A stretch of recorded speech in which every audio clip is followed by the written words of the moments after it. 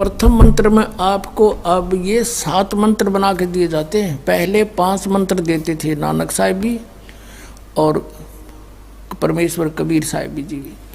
फिर ये है 5 नाम हैं जो हमारे कमलों में ये प्रधान बैठे हैं। मूल कमल में गणेश जी, स्वाद चक्र में सावित्री ब्रह्मा जी, नाभि कमल में विष्णु और लक्ष्मी जी, हृदय कमल में शिव पार्वती जी और कंठ कमल में ये दुर्गा जी। तो ये 7 नाम इसलिए देते हम कि मान लीजिए उपदेश ले लिया और ये प्रथम मंत्र एक बार मेरे मुख से भी सुन लिया मालिक की इसकी जैसे हम देते हैं, और फिर उसकी उस सुनने के बाद साथ साथ बोल लिया और फिर भी मृत्यु हो जाती है, तब मनुष्य जीवन गारंटीड है उस व्यक्ति को, ये गारंटी देता है। और यदि उसने जाप कर लिया कुछ दिन और विश्वास ठीक रहा तो वो स्वस्थ भी होगा और इसकी इसी जीवन में आयु बढ़ती चली जाएगी, परमात्मा बढ़ाता चला जाएगा जब तक उसका मोक्ष नहीं होगा, इससे जन्म में पार कर देगा आपको। तो इसलिए ये 7 मंत्र दिए जाते हैं। ये पहले वाला लास्ट वाला मंत्र आपको जन्म दिलाएगा तुरंत, मनुष्य जीवन का गारंटीड है, मृत्यु भी हो जाएगी पुण्यात्मा। इसलिए मान लीजिए किसी का कोई बीमार है, या 80% व्यक्ति दुखी आए हुए, और जो विश्वास कर लेता उनको गारंटीड बात पूछ लो, यहाँ लाखों बैठे होंगे, आ जाते हैं, सुनते रहना और सब स्वस्थ हो जाते हैं। तो ये वो परमात्मा है। तो इसलिए प्रथम मंत्र जो आपको दिए जाते हैं इनमें ये 2 मंत्र अब कंपलसरी थे, पहले नहीं थे ये। तो इसलिए परमात्मा ने कंप्लीट कोर्स बना करके गरीबदास जी के माध्यम से हमारे तक पहुंचाया है। और जैसे आप जी किसी का जैसे विदेश गए हो, स्वदेश आना है, वहाँ आपने कोई कारोबार शुरू कर रखा है, कोई फैक्ट्री वगैरह लगा रखी है और आपका ठीक से काम चला नहीं, आपका बिजली का कनेक्शन कट गया, टेलीफोन कनेक्शन कट गया, पानी का कनेक्शन कट गया, गैस कनेक्शन कट गया, पैसे बने नहीं तो आप कंडम हो गए। और वहाँ कोई ऐसा प्रभावशाली व्यक्ति आपको मिल जावे, सरकार को गारंटर बनाए कि भाई तुम इनका चालू करो कनेक्शन, मैं गारंटर बनता हूँ, और फिर उसको कहेगा भी तू पैसे तो देगा, यही तेरे कर्जा उतारेगा, नहीं तो फिर काट दियो ना, देते की बात है। तो ऐसे ये दास आपका गारंटर बनता है और आपके सब कनेक्शन चालू करवाता है, लेकिन इनकी मजदूरी करके ये देने पड़ेंगे, तुमने कर्जा आप उतारना पड़ेगा। और परमात्मा जो है कुछ अपने कोटे से भी आपको पैसे देता, क्योंकि आप चला ही नहीं सकते अपनी फैक्ट्री को बगैर थोड़ा बहुत और सारा ना मिल रहा कहीं से, तो वो बगैर आपके वैसे सब्सिडी समझ लो ऐसे देता है। तो परमात्मा पहले आपको सब्सिडी देता है जिससे आप अपना काम चलाओ और फिर डट कर भक्ति करो, मर्यादा में रहो, आप धनी हो जाओगे, बहुत शीघ्र धनी हो जाओगे। बहुत कीमत है इन मंत्रों की। इन भगवानों के जो 5 प्रधानों से आपने मुक्त होना है, त्रिकुटी पर जब जा सको हो उस समय पहुंच पाओगे जब इनसे आप अपना नो डू सर्टिफिकेट ले लोगे। अब ये मंत्र जो 2 मंत्र फर्स्ट और लास्ट है इन 7 मंत्रों में, इसके साथ मिलने से ये मंत्र जो प्रथम जाप आप करते हो, इनका ऋण मुक्त हो जाने के बाद भी कुछ आपकी कमाई यदि बच गई तो इन 2 मंत्रों के प्रभाव से ये कन्वर्ट हो जाएगी आपकी सतलोक चालन नालियाँ में, इनमें से बच भी गई तय। और फिर जब आप यहाँ से प्रस्थान करोगे तो आपका अकाउंट, अब ये कहते हैं राधा स्वामी धन धन सतगुरु वाले, ये जय गुरुदेव वाले कहते हैं, हमारे गुरुजी तो कहते हैं हम तो सीधे त्रिकुटी से चलते हैं। यहाँ बताते हैं त्रिकुटी यहाँ नहीं है, त्रिकुटी इसके पीछे बैक में है, यहाँ पर जो नीचे से सारा ये तंत्र साथ मिला हुआ आता है, यहाँ है पीछे। ये कहते हैं हमने ना तो वेदों की आवश्यकता, ना किताबों किसी और, ना हम गीता को मानते, ये भी तो किसी ने लिखी है। और हम तो सीधे त्रिकुटी से प्रारंभ करते हैं अपना रास्ता, त्रिकुटी से, उसका किसी ने नहीं पता। ये सारे ऋषि महर्षि त्रिकुटी माथा मारा करते और उन्हें खक नहीं पाया आज तक।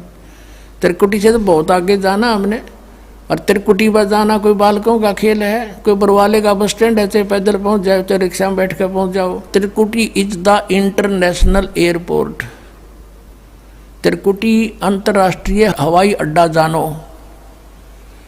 और वहाँ वही व्यक्ति जाता सैर सपट्टे, तो कोई धक्के खाएं जाओड़ा, क्या फ़ायदा होगा, उसने देख भी और आ जाओ उल्टा, क्या फ़ायदा उसका।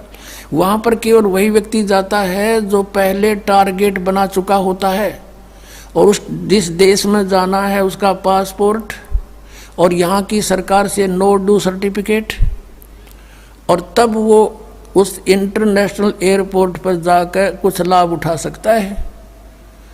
तो वहाँ से फिर आगे कैसे जाएंगे, उस त्रिकुटी पर पहुँचने के लिए तो सारा झंझट है, उस पर जाएं पाचा फिर आप पे काम बन गया। तो त्रिकुटी पर जाने से पहले हमने इन भगवानों से नो ड्यू सर्टिफिकेट लेने पड़ेंगे। और आपकी ये ऐसी भक्ति है, इसे ऑटोमेटिक, ये देवता है, ये कोई किसी के साथ भेदभाव नहीं करते, आपकी कमाई एग्जैक्ट लिखी पाएगी कंप्यूटर की तरह, और जो आपका ड्यू शेष होगा आपको थमा दिया जाएगा। हृदय कमल में जीव रहता है, और इसके यहाँ से फिर ये सबसे पहले इसका रास्ता है त्रिकुटी में जाने का, सबसे पहले मूल कमल में जाना पड़ेगा। मूल कमल से फिर सीधा रास्ता बनता है त्रिकुटी तक जाने का। उससे पहले गणेश जी के लोक में से गुजरना पड़ेगा, उसका एक जैसे बैरियर होते हैं प्रत्येक बॉर्डर पे, यहाँ ऐसे बैरियर हैं। वहाँ जब आप जाओगे आपके सामने आपके मस्तिष्क पर जैसे लॉकेट होता है ऐसा लगा पाएगा, और तुरंत आपको कहा जाएगा चलो आप जाओ, आपकी ये पूंजी, और वो आपके उस मस्तिष्क में ऐसे लॉकेट पे वो नो ड्यू सर्टिफिकेट छपता चला जाएगा। फिर आगे चलोगे आप, आगे आप पहुँचोगे जब विष्णु जी के लोक में, वहाँ भी आपको ऑटोमेटिक मिलेगा, कोई बाधा नहीं मिलेगी, क्योंकि वहाँ तो चोरों को पकड़ा जाता है, सा को थोड़ा, वो देवता भी तो हैं, वो किसी के साथ जरा सी भी गड़बड़ नहीं करते। फिर ऐसे शिव के लोक में से शिव इस कमल में हृदय कमल से फिर त्रिकुटी कंठ कमल में आएंगे, फिर हम त्रिकुटी पर पहुंचेंगे। अब त्रिकुटी पर जाने के बाद इस सतनाम के जो प्रथम मंत्र का अकाउंट वहाँ देंगे, लेकिन वहाँ पर यह काल बकवाद करवा देता है। यहाँ का जो जितने देव हैं ये अपने सतर पर कोई गलती नहीं करते, ये करवाता है। जैसे श्री कृष्ण, इसने सारे प्रयत्न किए थे कि भी युद्ध ना हो, सबसे प्रार्थना की थी दोनों पक्षों से, फिर इन्होंने देख लिया था कि ये मानना नहीं, ये तो इन मतलब बुद्धि भ्रष्ट हो चुकी है। और उसमें क्या था कि सब रिश्तेदार राजा आधे आधे बांटने थे उन्होंने। ये राजा को भाई जो कौरवों के पक्ष में आना चाहता है वो अपनी स्वीकृति दे दो, पांडवों के पक्ष में आना चाहता है वो अपनी स्वीकृति दे दो, ऐसे कति तैयारी होगी।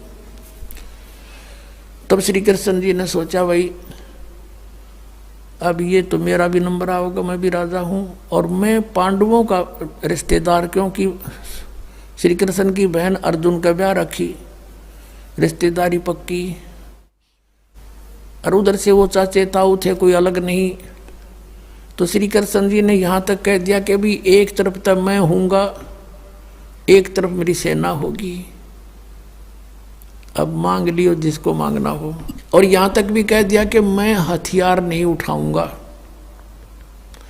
अब पांडव तो मुंह धो रहे थे श्री कृष्ण पे कि सर्वशक्तिमान है, ये जो हमारी तरफ पक्ष में हो गया तो अकेला ही बहुत है। तो फिर पांडव घबरा गए थे। पांडवों ने यहाँ तक कह दिया था प्रभु हमें 5 गांव दिवा दो, हम युद्ध नहीं करेंगे। वो नहीं मानना था, फिर भी छोड़ो इस बात को, हम आगे लेंगे। तो फिर जब महाभारत का युद्ध हुआ, अब श्री कृष्ण ने हथियार उठाया, पहिया उठा लिया रथ का, उसको अपनी शक्ति से सुदर्शन चक्र बना दिया, और उसने बहुत लाखों लोगों को काट डाला। अब ये अपने सतर पर गलती नहीं करते ये देवता, जब तक ये न्यूट्रल रहते हैं। और जब इस काल ने इन पर प्रभाव किया, अंदर प्रवेश कर गया इसके काल, श्री कृष्ण के पाप को बनवा दिए इसके, और सुदर्शन चक्र उठवा दिया और जूठा बना दिया, वह प्रतिज्ञा भंग करवा दी। ऐसे ये त्रिकुटी पर जाकर चाल चाल है, यहाँ तक नहीं बोलता ये। अब वहाँ ये कोशिश करता है कि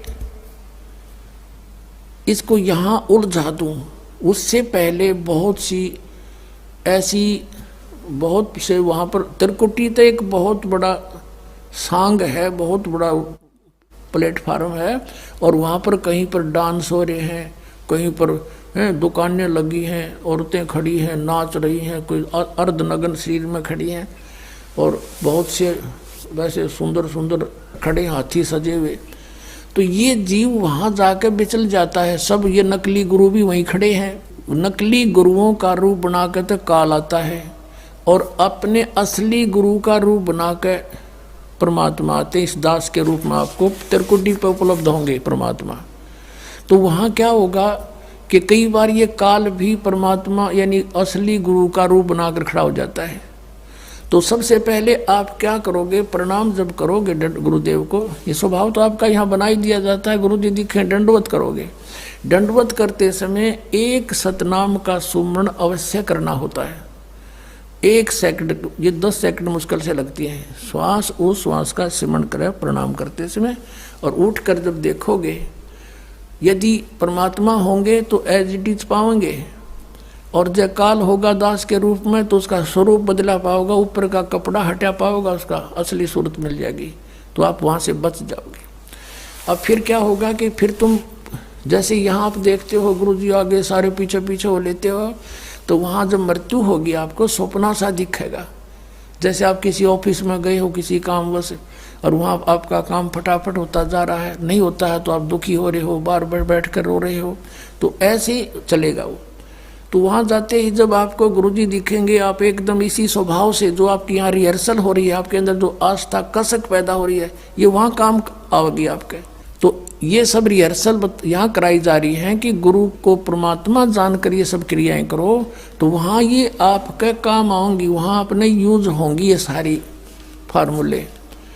तो जब आपको ये पक्का हो गया कि ये है गुरुजी, फिर आपको लेकर के धर्मराज के दरबार में परमात्मा जाएंगे इस दास के रूप में, और धर्मराज से कहेंगे जी इसका हिसाब कर दो, भगवान का आदेश है, आप लो अपना ये एक इसकी कमाई जो तुम्हारे सतर की वो प्राप्त करो।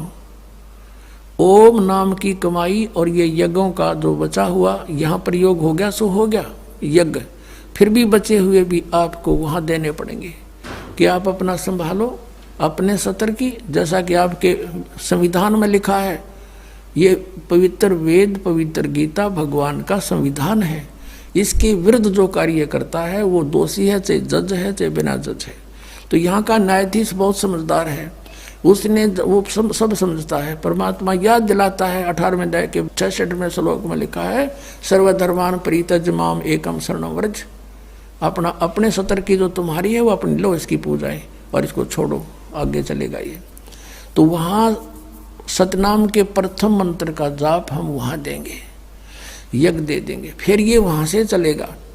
फिर वो आगे जागा तो पार ब्रह्म के लोक से हमने पार होना है। वहाँ पर सतनाम के दूसरे मंत्र की कमाई जो श्वास वो श्वास से की हुई है, ये उसके दरबार में जाकर अक्षर पुरुष यानी परब्रह्म के लोक में जा करके उसको देंगे, वो आगे जाने अलाउड कर देगा, उसके 7 संग ब्रह्मांडों से पार होना हमने सहयोग देगा वहाँ से वो वहाँ तक जाने का उस टैक्स के बदले में। अब यहाँ बताया है कि जे तू पढ़ा पंडित बिन दोई अक्षर दोई नावा, और पर्णवत नानक एक लंगाए जे कर सत समावा। अब ये 2 अक्षर का नाम जो सतनाम है, ये हमें भंवर गुफा तक पहुंचा देगा। भंवर गुफा है, जैसे अभी तक हमने 10 द्वार सुने थे, तो यहाँ परमात्मा ने गरीबदास साहिब जी के माध्यम से कहा है कि 12 मद मैल मठ बोरे बहुर ना दे धरे रे। वो तो 12वें द्वार को पार करके है वो मठ, वो स्थान, वो ठोड़ ठिकाना, फिर जहाँ जाने के बाद बहुर ना दे धरे रे, फिर दोबारा जन्म कभी नहीं होता। एक 10वां द्वार तो इस शरीर से निकलना है। ये शरीर और एक ब्रह्मांड एक है, इससे निकल गया। कई योगी देखे यहाँ से शरीर फोड़ जाते हैं, यहाँ एक काग बोलते हैं इसको, स्थान को काग। छोटे से बच्चे को आप देखोगे नर्म नर्म स्थान होता है, वो कई बार नीचे हो जाता है तो उसको एक देसी इलाज से ऊपर उठाते हैं हाथ से, तो इसको फोड़ के वो बाहर निकल जाते हैं। वो कहते हैं जिसकी मृत्यु यहाँ से हुई हो ना, उस योगी को कहा करते इसने ब्रह्मांड फोड़ दिया। ब्रह्मांड फोड़ दिया, केकला तोड़ दिया। ब्रह्मांड के बीच में, प्रत्येक ब्रह्मांड के बीच में वैक्यूम प्लेस है, खाली स्थान, बहुत लंबा चौड़ा। ये फिर वहाँ धक्के खाएं जाओ, उसका वहाँ के चक्कर काटें जाओ, ठंडी ठंडी इसमें लगती रहे, और वहाँ इसकी कमाई पूरी हो जाएगी, फिर वापस नरक में। और फिर 21 ब्रह्मांड का भी एक ग्रुप है, चारों तरफ से एक अंड आकार है, और 21वें ब्रह्मांड का कनेक्शन जो है उसके चारों तरफ भी फिर खाली स्थान है, और वहाँ से सीधा एक 11वां द्वार है, वो अक्षर पुरुष के लोक में प्रवेश होता है, 7 संघ ब्रह्मांडों का। वो 7 संघ ब्रह्मांड भी चारों तरफ से एक तरफ बंद हुए हैं, पैक हैं, और बीच में अलग अलग डिवाइड हैं, वो अलग हैं। तो जब 11वें द्वार को पार करेंगे तो उसमें प्रवेश कर जाएंगे अक्षर पुरुष के लोक में। और 12वां द्वार जब है अक्षर पुरुष का, जो 12वां द्वार है अक्षर पुरुष के लोक से सतलोक में जाने के लिए पहले बीच में एक और स्थान है जो गुफा टाइप है, और उसको ऐसे गोल आकार है, वो ऐसे ऐसे जाएगा ऊपर को। तो वहाँ जब हम 12वें द्वार पर खड़े हो जाते हैं, इसका जो अक्षर पुरुष का चारों तरफ से जो बंद है उसके पारदर्शक है वो, वहाँ से सतलोक दिखाई देता उस आत्मा को जिसके पास सार नाम की कमाई है। अन्य को नहीं दिखता, अक्षर पुरुष के लोग व्यक्तियों को नहीं दिखता, वहाँ के प्राणियों को नहीं दिखता, तो वहाँ से फिर वो दिखाई देता है। अब जैसे नानक साहब ने कहा है कि एक छुड़ावे एक लखावे, यूँ तो छुड़ाओगा कालते सतनाम का पहला मंत्र ओम, और वो जो दूसरा मंत्र है वो लखावेगा, वहाँ जाकर एंड पे बैठा देगा, और वहाँ से आपको सतलोक दिखाई देगा, पार नहीं हो सकते। सार नाम है जिसके पास, तो फिर वो आगे उस भंवर गुफा से पार करके और फिर आपको 12वां द्वार पार करके तब परमात्मा का वो मठ है, वो स्थान है, सतलोक है, जहाँ जाने के बाद साधक फिर लौट कर कभी संसार में नहीं आते। तो इस प्रकार ये अर्थ तो ये था 18वें अध्याय के 66वें श्लोक का। ये बालक के जाने, संस्कृत के जानने वाले विद्वान पाक रहे थे, इनको कख नहीं पता था, अनर्थ कर डाला इस अनमोल सदग्रंथों का।